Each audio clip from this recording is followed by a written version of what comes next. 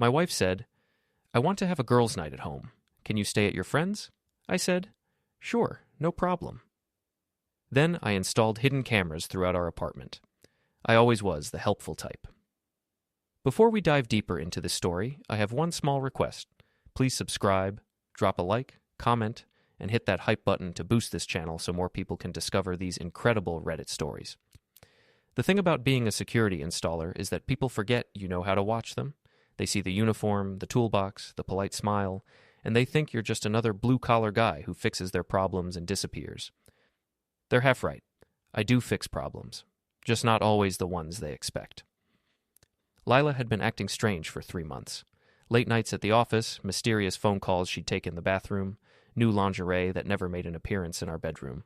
The classic signs, really. But I'm a methodical guy. I don't jump to conclusions. I gather evidence. "Grant, seriously, you don't mind?" Lila asked again, applying lipstick in our bedroom mirror. She was dressed up for a girls' night in. Full makeup, tight black dress, the works. Either Tasha had developed some serious fashion standards, or this wasn't about drinking wine and watching romantic comedies. "Not at all, babe. You and Tasha deserve some quality time." I kissed her cheek, tasting the powder on her skin. "I'll crash at Sam's place. Probably watch the game." She smiled, but it didn't reach her eyes. "You're the best husband ever." Funny thing about lies, they leave a metallic taste in the air. I'd been tasting it for months. I left the apartment at 7, made a big show of loading my overnight bag into my van, even waved at Mrs. Eddings, who was watering her plants on the balcony across the courtyard. The old lady waved back, probably thinking what a considerate husband I was, giving my wife space for her friendships. 20 minutes later, I was parked 3 blocks away, laptop open, watching 4 different camera feeds from our apartment. The cameras were tiny, professional grade, hidden in smoke detectors and picture frames. Lila had no idea she was starring in her own private reality show. At 7:47 p.m., my phone buzzed with a text from Sam. "Beer's cold. You coming over or what?" I typed back, "Rain check. Working late." Sam knew better than to ask questions. We'd been friends since high school, and he'd learned to read my moods. Plus, being an ex-cop, he had his own theories about Lila's recent behavior. He'd mentioned more than once that she reminded him of his cheating ex-wife. At 8:15 p.m., Tasha arrived. I watched her hug Lila at the door, both women giggling like teenagers. Tasha worked in HR at the same company as Lila, a gossipy woman in her late 20s who treated other people's drama like entertainment. She carried a bottle of wine and what looked like takeout bags. They settled on the couch, and for about 30 minutes, it actually looked like a legitimate girls' night. They ate Thai food, drank wine, and talked animatedly about something I couldn't hear through the cameras. I was starting to feel like a paranoid idiot. Then, at 8:52 p.m., everything changed. Lila's phone rang. She answered with a bright, "Hello, Derek," that made my stomach clench. Derek Vaughn was her boss, a smooth-talking corporate climber in his late 30s, who drove a BMW and wore suits that cost more than my monthly rent. I'd met him at a few company parties, where he'd given me the kind of handshake that screamed, "I'm more important than you." The conversation was brief, but I could see Lila's body language shift. She became animated, excited. She hung up and said something to Tasha that made both women laugh.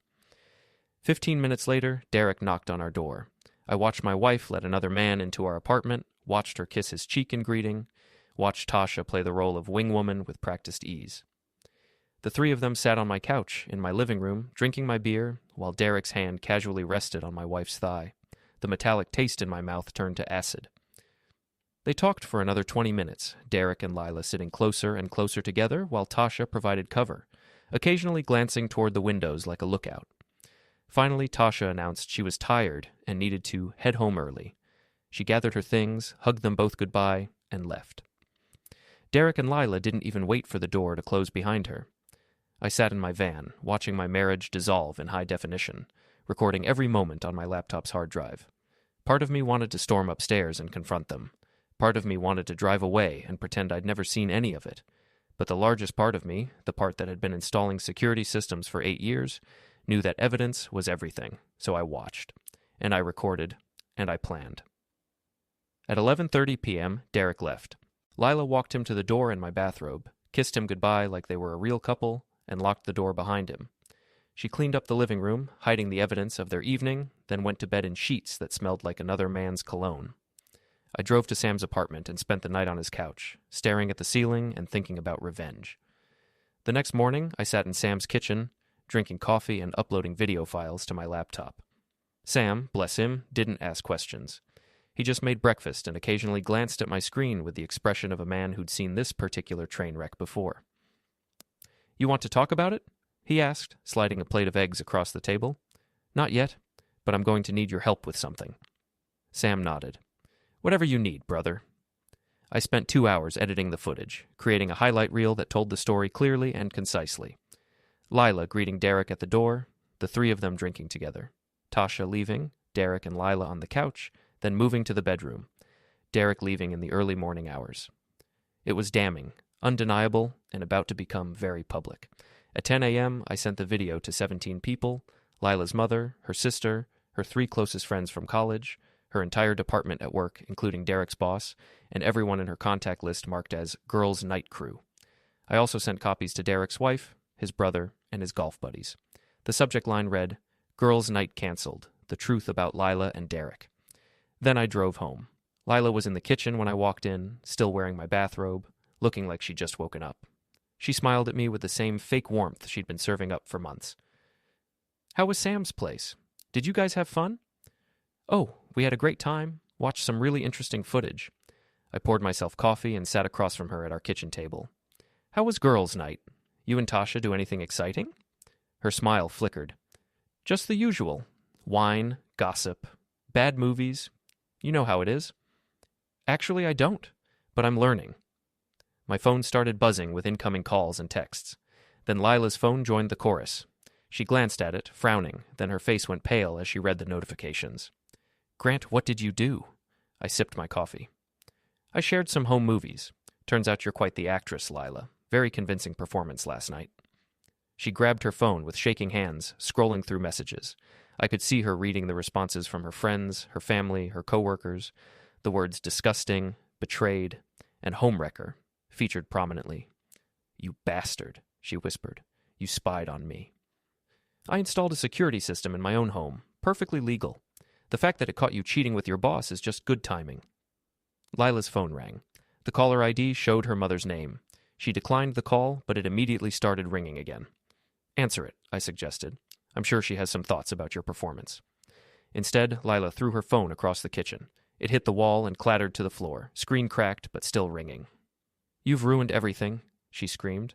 "My job, my friendships, my family, everything." "I didn't ruin anything. I just turned on the lights." I stood up and walked to the kitchen counter, where I'd left a manila envelope. "Speaking of which, these are for you." She opened the envelope with trembling hands. Inside were divorce papers, already filed, and a letter from a locksmith confirming that the apartment locks had been changed that morning. "You can't do this," she said, but her voice had lost its fight. "Already done. I've also emptied our joint accounts and transferred the money to my personal account. Don't worry, I'll give you half in the divorce settlement. Minus the cost of the security cameras, of course." Lila sank into her chair, staring at the papers. "Grant, please. We can work this out. It was a mistake. Derek doesn't mean anything to me." "Really? Because the footage suggests otherwise, especially the part where you told him you loved him?" She looked up sharply. "You couldn't hear that. The cameras don't have audio." I smiled.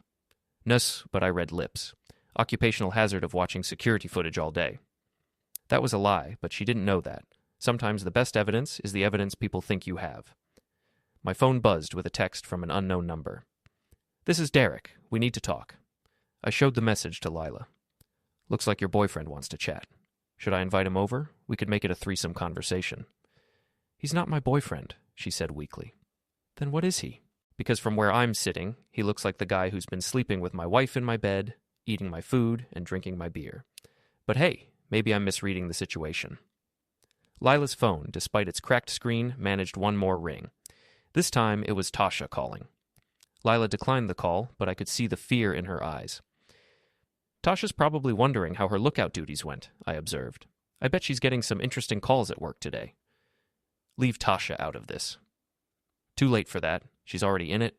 The video clearly shows her role in your little operation. I'm sure HR will find that fascinating, considering she works there." I finished my coffee and rinsed the cup in the sink. "I'm going to work now. When I get back tonight, I expect you to be gone. You can stay at Derek's place. I hear his wife kicked him out this morning, so he'll need the company." Lila stared at me like she was seeing a stranger. I don't know who you are anymore. I'm the same guy I've always been. I just stopped pretending I didn't know who you are.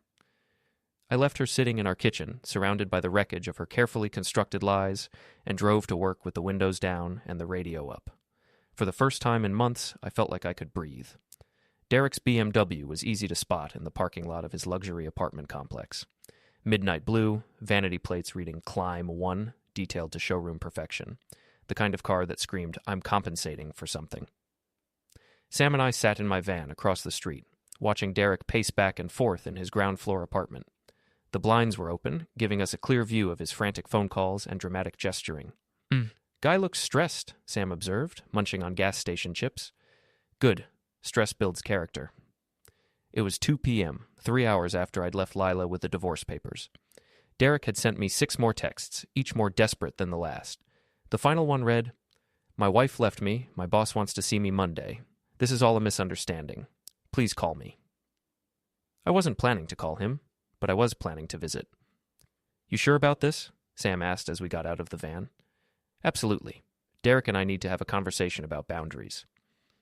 We walked across the parking lot casually, like we belonged there. Sam carried a toolbox. His old police training made him naturally suspicious of anyone approaching without a purpose, so we'd come prepared with a cover story about apartment maintenance.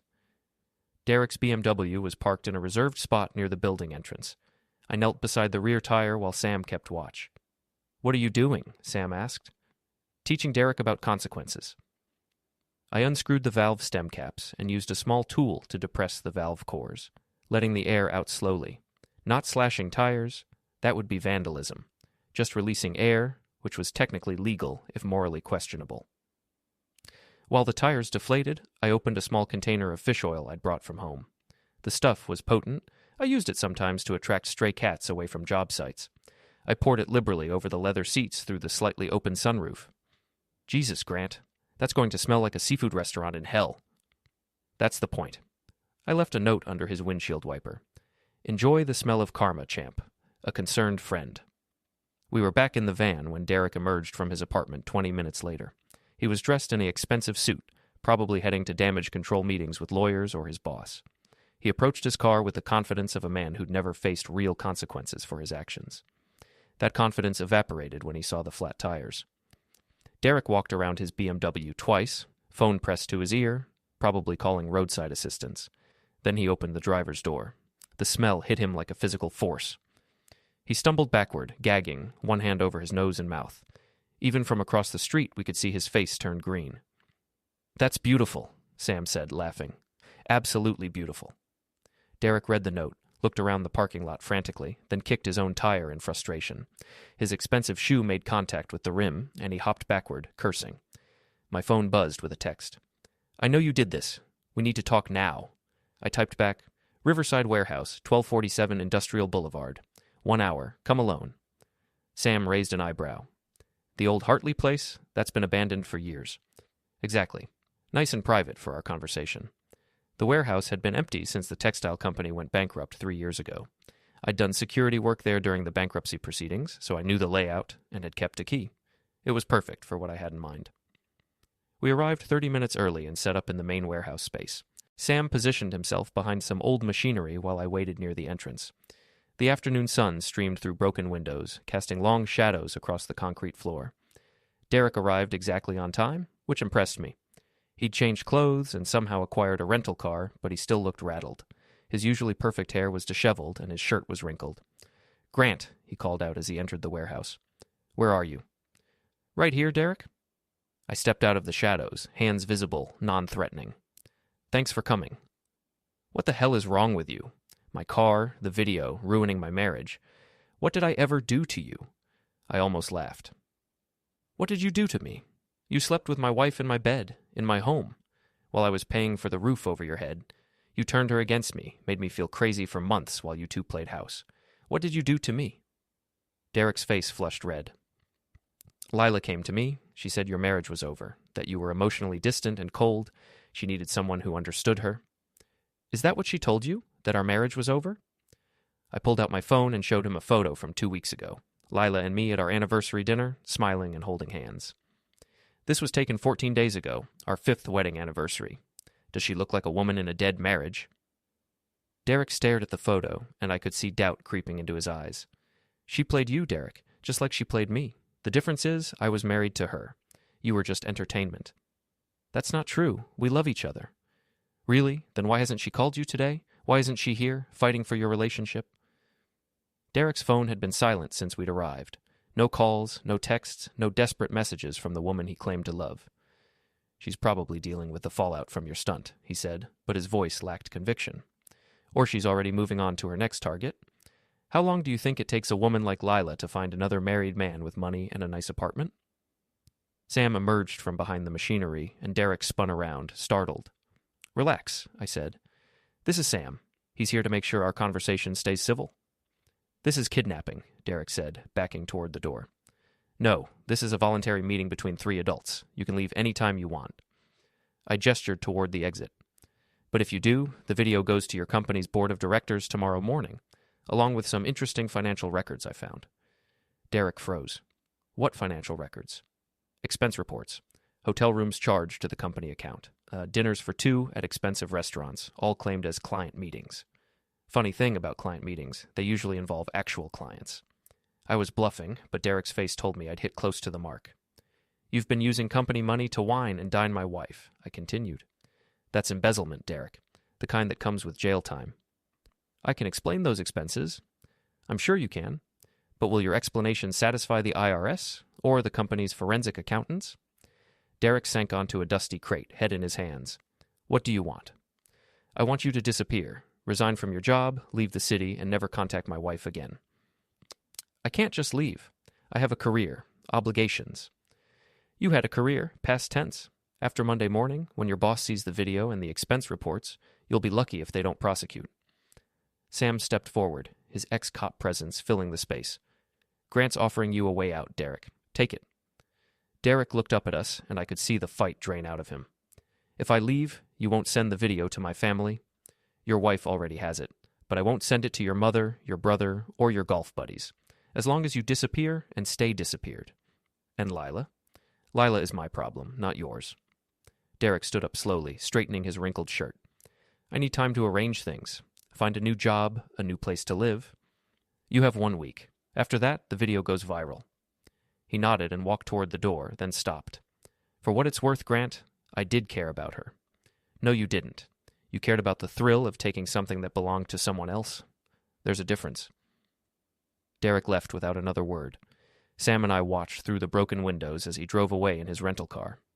Think he'll actually leave? Sam asked. He'll leave. Men like Derek are cowards when they can't hide behind money and status. My phone buzzed with a text from an unknown number. This isn't over. You've made enemies, Grant. Be careful. I showed the message to Sam, who frowned. That doesn't sound like Derek. No, it doesn't. Sounds like Tasha. Monday morning brought chaos to Lila's office building. I knew this because Mrs. Eddings, bless her gossipy heart, had a friend who worked in the building's coffee shop and kept her informed of all the drama. That wife of yours caused quite a stir, Mrs. Eddings told me as I checked my mailbox in the apartment lobby. Security escorted her out around 10 this morning, her and that friend of hers, the one with the big mouth. Tasha? That's the one. Apparently the whole office saw that video you sent. Management wasn't too happy about employees using company time and resources for their personal soap opera. I wasn't surprised. Corporate America doesn't tolerate public scandals, especially ones involving managers and their subordinates. Derek and Lila had made themselves unemployable in a single weekend. What did surprise me was the text I received that afternoon. We need to meet. I have something you want to see. T. Tasha. The woman who'd helped orchestrate my wife's affair now wanted to negotiate. This should be interesting. We met at Mulligan's Bar, a dive on the east side of town that attracted day drinkers and people who didn't want to be seen. Tasha was already there when I arrived, hunched over a vodka tonic in a corner booth, looking like she hadn't slept in days. Grant, she said as I sat down. Thanks for coming. What do you want, Tasha? She slid her phone across the table. On the screen was a video file, paused at the first frame. I could see the interior of the warehouse where Derek and I had our conversation. I followed you yesterday, she said. Recorded the whole thing. You threatening Derek, forcing him to leave town, talking about financial records and embezzlement. Interesting stuff. I picked up her phone and examined the video. The audio was clear, the video quality decent. She'd done good work for an amateur. What's your point? My point is that you committed several crimes yesterday. Extortion, blackmail, maybe kidnapping if Derek wants to press charges. This video could put you in prison. I handed her phone back. So could the video of you helping my wife cheat on me? Conspiracy to commit adultery isn't a crime, but conspiracy to defraud an employer is, especially when you used your HR access to help them cover their tracks. Tasha's face went pale. I never helped them defraud anyone. Really? Because I have records showing that Derek's expense reports were approved by HR without proper documentation, reports that covered his affair with Lila, that makes you an accessory. Another bluff, but Tasha didn't know that. You're lying. Am I? How well do you know Derek, Tasha? How well do you really know him? I pulled out my own phone and showed her a photo I'd taken from Derek's social media before he'd deleted his accounts. It showed him at an expensive restaurant with a woman who wasn't Lila. This was taken 3 weeks ago. While he was supposedly in love with my wife, he was also seeing someone else, a married someone else, judging by the tan line where her wedding ring usually sits. Tasha stared at the photo. That's impossible. Derek loves Lila. Derek loves the thrill of seducing married women. Lila was just his latest conquest, and you helped him do it. I could see the doubt creeping into her eyes, the same doubt I'd planted in Derek's mind at the warehouse. Here's what's going to happen, I continued. You're going to delete that video. You're going to stop trying to help Lila salvage her reputation, and you're going to disappear from our lives completely. And if I don't? Then I'll send your little recording to the police, along with evidence that you helped Derek embezzle company funds and that you conspired to destroy my marriage. How do you think that will play in court? Tasha's hands shook as she reached for her drink. You can't prove any of that. Maybe not, but I can make your life very uncomfortable while I try. Phone calls to your employer, your landlord, your family, social media posts about your role in breaking up marriages. You know how these things work, Tasha. Mudsticks, even when it's not true. She stared at me for a long moment, then deleted the video from her phone. There, it's gone. Good. Now stay gone. I left her sitting in the bar and drove home, feeling like I'd won a small victory. But the war wasn't over. Lila was still out there somewhere, probably planning her next move. I didn't have to wait long to find out what it was. That evening, I found her waiting in the apartment lobby. She'd cleaned herself up since our kitchen confrontation. New clothes, fresh makeup, hair styled to perfection. She looked like the woman I'd fallen in love with 5 years ago. Grant, she said, standing as I approached. Can we talk? We talked yesterday. I thought we covered everything. Please? 5 minutes. That's all I'm asking. Against my better judgment, I led her into the apartment. She sat on the couch where she'd entertained Derek just days earlier, but now she looked small and defeated. I know I hurt you, she began. I know I destroyed our marriage and ruined everything good between us, but I want to make it right. There is no making it right, Lila. You can't unfuck another man in our bed. She flinched at the crude language, but pressed on. Derek is gone. He left town this morning. It's over between us. Because he had no choice. Not because you chose me. I am choosing you. Right now, I'm choosing you. She moved closer on the couch, her hand reaching for mine. We can start over. Move to a new city, new jobs, new life. Just us. For a moment, I almost believed her. The woman sitting next to me was the same one who'd cried at our wedding, who'd held my hand through my father's funeral, who'd once made me believe in forever. Then I remembered the video footage, the way she'd kissed Derek goodbye, the casual intimacy between them, the months of lies. No, I said, pulling my hand away. We can't. Why not? Because of your pride? Because of your character. You didn't make a mistake, Lila. You made a choice. Every day for months you chose to lie to me, to betray me, to bring another man into our home. That's not a mistake. That's who you are. Tears started flowing down her cheeks, but I wasn't moved. I'd seen her cry before. When she wanted something, when she was caught in a lie, when she needed to manipulate a situation to her advantage. I love you, she whispered. No, you love the idea of me, the security, the stability, the safety net, but you don't love me enough to be faithful. You don't love me enough to be honest, and you sure as hell don't love me enough to choose me over your own selfish desires. She stood up, anger flashing in her eyes. Fine, have it your way. But you'll regret this, Grant. You'll regret throwing away 5 years of marriage over one stupid mistake. The only thing I regret is not installing those cameras sooner. Lila left without another word, slamming the door behind her. I sat alone in the apartment, surrounded by the silence that had replaced the constant tension of the past few months. My phone buzzed with a text from Sam. "How'd it go?" I typed back, "She's gone. For real this time." "Good. You deserve better." Maybe I did. But for now, I was content with the truth. After months of living in a house built on lies, the truth felt like a luxury I couldn't afford to give up. 3 days later, they made their final play. I was at Mulligan's bar, celebrating the completion of a major security installation when they walked in together, Lila, Tasha, and Derek. The unholy trinity, reunited for one last desperate gambit. The bar was crowded for a Thursday night, filled with after-work drinkers and regulars who treated the place like a second home. Perfect audience for whatever performance they had planned.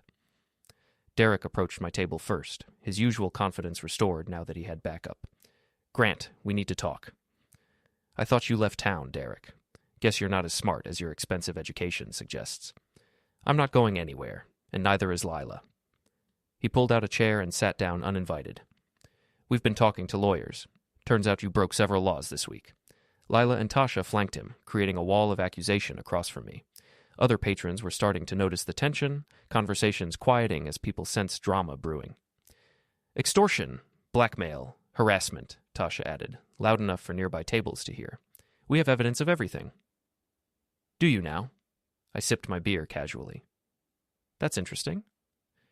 "You think you're so clever," Lila said, her voice carrying across the bar. "Recording us, destroying our reputations, ruining our lives. But you're the real criminal here." The bartender, Mickey, caught my eye and nodded toward the back office. I'd done security work for him 2 years ago, and we'd stayed friendly. He understood what was happening and was ready to help. "You want to do this here?" I asked, looking around at the growing audience. "In front of all these people?" "Why not?" Derek stood up, addressing the crowd like he was giving a corporate presentation. "Everyone should know what kind of man Grant Foster really is.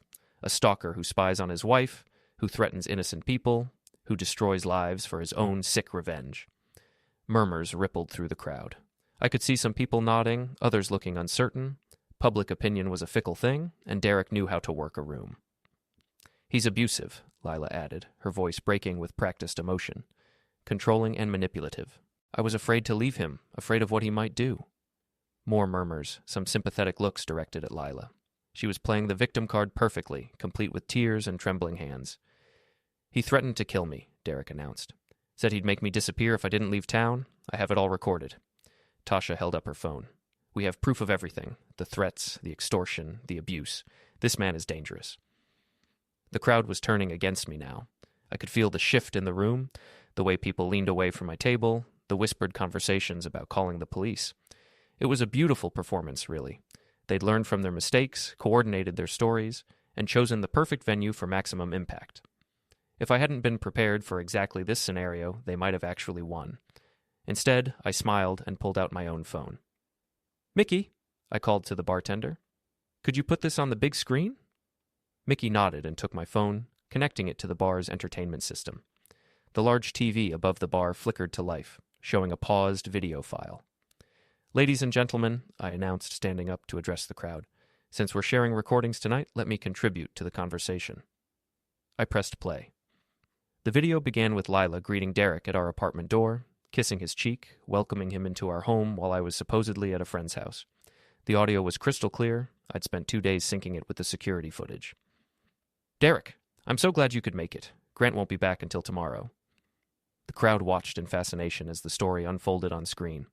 Tasha arriving with wine and takeout, playing lookout while Lila and Derek grew increasingly intimate on our couch. The three of them laughing about their deception, making jokes about the stupid husband who had no idea what was happening in his own home. "Turn it off," Lila whispered, but her voice was lost in the crowd's growing murmur. The video continued, showing Tasha's departure and what happened next. I'd edited out the most explicit moments, but left enough to make the situation clear. This wasn't a woman fleeing an abusive marriage. This was a wife celebrating her successful deception. "You said your marriage was over?" Derek's voice echoed from the speakers. "That you were just waiting for the right time to leave him?" "It is over," Lila replied on screen. "Has been for months. Grant's just too pathetic to realize it." The crowd's sympathy for Lila evaporated instantly. Whispers turned to mutters of disgust. Someone called out "homewrecker" from the back of the room. but I wasn't finished. Now let me show you the threats and abuse Derek mentioned, I said, switching to the warehouse recording. This video showed Derek arriving voluntarily, our entire conversation, and his agreement to leave town. No threats of violence, no kidnapping, no extortion, just a husband confronting the man who'd been sleeping with his wife. I can explain those expenses, Derek's voice played from the speakers, confirming his embezzlement of company funds. What do you want? His recorded voice asked. I want you to disappear. Resign from your job, leave the city, and never contact my wife again. The crowd was completely silent now, watching Derek's face turn red as his own words condemned him. The final video was Tasha's recording of our warehouse meeting, the one she'd tried to use as blackmail. But instead of making me look like the villain, it showed Derek admitting to the affair, confirming the financial improprieties, and agreeing to leave town to avoid prosecution. So, I said as the videos ended, let's recap. Derek embezzled company money to finance his affair with my wife. Lila brought her lover into our home and bragged about deceiving me. And Tasha helped coordinate the whole thing, then tried to blackmail me when it fell apart. I looked around the room at faces filled with disgust and anger, all directed at my accusers. These 3 people destroyed my marriage, cost me my home, and tried to destroy my reputation. And when that wasn't enough, they came here tonight to paint me as the villain in their story. Derek tried to speak, but the crowd shouted him down.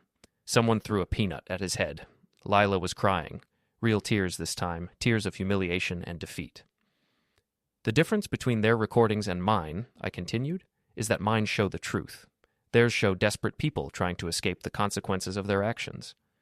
Mickey handed me back my phone and addressed the 3 conspirators. I think you folks should leave now. You're not welcome here. The crowd agreed loudly, with calls of "get out" and "cheaters" filling the air. Derek, Lila, and Tasha retreated toward the door, pursued by catcalls and insults. At the door, Lila turned back one last time. This isn't over, Grant. Yes, it is, I replied. Trip's canceled. So is your reputation. They left together, the same way they'd arrived, but now they were pariahs instead of victims. The crowd watched them go, then turned back to me with expressions of sympathy and respect. Drinks are on the house, Mickey announced, for the man who just gave us the best entertainment we've had all year. The crowd cheered, and I found myself surrounded by strangers offering condolences, sharing their own stories of betrayal, and buying me drinks I didn't need. My phone buzzed with a text from Sam. Saw the videos online. You're famous, brother. Well done. I looked around the bar at the faces of people who'd witnessed the truth, who'd seen through the lies and manipulation, who understood that sometimes justice comes from simply letting people reveal who they really are. For the first time in months, I felt completely free. The weight of deception, of living with lies, of questioning my own sanity. All of it was gone. I was surrounded by strangers who'd become allies, in a place where the truth was valued over comfort, where actions had consequences. I raised my beer to the crowd and smiled. To the truth, I said. It's the only thing worth fighting for. The crowd raised their glasses in response, and I knew that whatever came next, I'd face it as myself, not as the fool who'd been deceived, not as the victim of someone else's choices, but as the man who'd fought back and won.